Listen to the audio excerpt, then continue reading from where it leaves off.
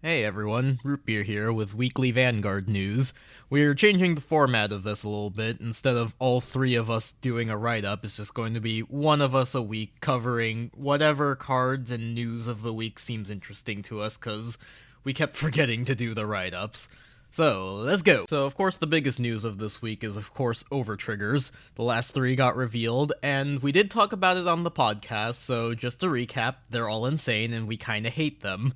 It's one of those things where, even though it's a one-off, it feels just so much worse whenever you do see an overtrigger, and, if you draw it or check it on damage, it also just feels really bad, so just from player health and comfort, I feel like this is just not a fun concept, and hopefully the JP audience agrees and maybe Bushiroad will reverse course if everyone is just supremely unhappy with them. So on top of the overtriggers this week, we also got major reveals for Stoicheia and Keter Sanctuary. So I'm gonna talk about Stoicheia first. We have Sylvan Hornbeast Gnozla.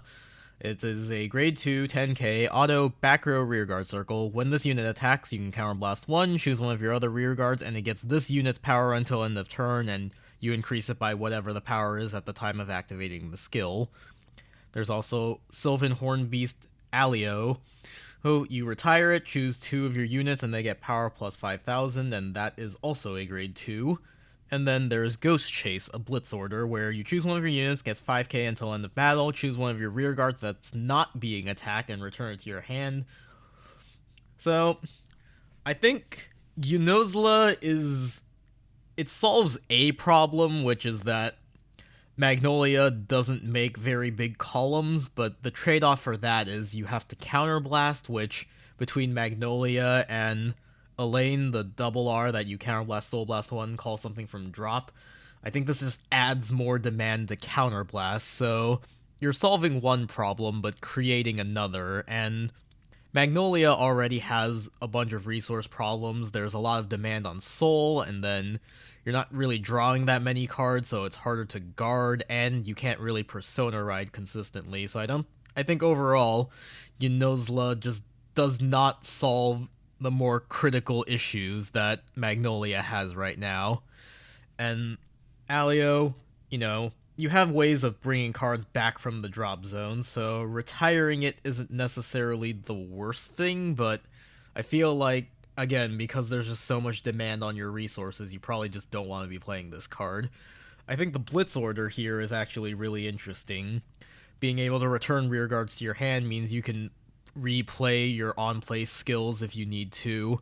It stops your opponent from denying you counterblast because you're taking away rearguards for them to attack, and in general, I just like the idea of returning cards to your hand. I play Bermuda Triangle, so, I think this is really neat, and if they decide to bring back bouncing for Stoicheia, I would not mind that at all. But overall, I think right now these reveals are just not what Magnolia needed. It's looking really bad for Stoicheia right now. They still have one double R spot, but it's going to need to do a lot to help save Stoicheia. Your Sanctuary, we got the reveals of both double Rs and some pretty cool commons, so let's talk about those. First, we have Painkiller Angel. It's a grade 1 8k. Rearguard circle, at the end of battle it boosted, Soul Blast 1, retire it, draw a card. It's pretty nice. Probably not going to play it in Bastion because you don't play grade 1s in Bastion. Not sure about Hexa Orb. I feel like Soul is already a bit scarce, and this isn't a plus, it's a 1-for-1 trade, so you kind of need to draw cards because you need to Persona Ride Hexa Orb, but I don't know if this is it. We also have Great Snake Witch Solaria. When it's discarded from hand, Counterblast 1, Soul Blast 1, draw a card, so you can use that with the Ride deck, or to make up the minus from using Bastion's Restand skill. Pretty good. Gonna have to fiddle with ratios to fit this into the deck, I think. Bastion wants a lot of grade 3s, and there's only so much space. There's also Mystic Amethyst Cocabiel. Guard circle of your Vanguard is Apex Ruler Bastion. This unit gets plus 5k shield for every 2 of your grade 3 units, includes this unit, so Guardians count as units, which means placing it on the Guardian circle, you already have 2 with Bastion, so that's 5k. If you have 2 front row, that's another 5, and then if you have 2 back row, that's another 5, so it can be it's 5k guaranteed if you just have Bastion as your Vanguard, and then the more grade 3s you have on the board, the bigger shield it gets. This is really nice. Because Bastion is playing like 20 grade 3s, a grade 3 with shield value is extremely useful. It's just kind of insane how, compared to Stoichea, Bastion just keeps getting cards that fix all of the caveats that he has to his playstyle. And then the other double R we have is Knight of War damage Faucet, so it's continuous, rearguard circle cannot be chosen by your opponent's card effects, and then auto rearguard circle when its attack hits, countercharge 1, soul charge 1. So both Hexa Orb and Bastion do go through resources quite a bit, but problem with this is it says on hit. You can try again with Bastion's restand skill, but I'm pretty sure your opponent just isn't going to let it hit because of how much that extra counter charge and soul charge can really benefit Bastion. So it's a neat card. Also, the fact that it can't be targeted helps you play against like Dragon Empire and Prison, so that's pretty neat. I want to experiment with it, but I don't think it's going to be a very good card overall. We also got Divine Sister Fasciata, so when your drive check reveals a trigger, Soul Blast 2, countercharge 1.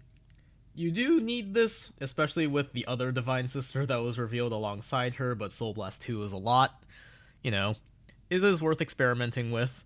And then we have Divine Sister Lepisto, so when your drive check reveals a trigger unit, you can counterblast 2, stand in against 5k. So, because you need a trigger unit, unfortunately you cannot restand it with crits 2 times, so that's unfortunate. But it is pretty neat. It helps add a 4th attack to Hexa Orb, which is nice. That deck is becoming pretty counterblast heavy, so Faucet and Fasciata are worth experimenting with, but I also think Hexa Orb is a pretty bad deck overall. I like these cards, but I think these 3 reveals are a lot worse and probably aren't going to see play. And that is it for this week's Vanguard News Roundup. Thank you for listening. We are going to be rotating which member of Nexus at Night does these reveals week to week, so we're all going to have different styles and formats that we present in. Look forward to that. That's kind of the great thing about having 3 different people. If you want to support us on Patreon, link will be in the description. Thank you to Darren and Cole, our $10 patrons. If you want to see us on Twitter, our links will also be in the description. Thanks for listening, everybody. Bye-bye.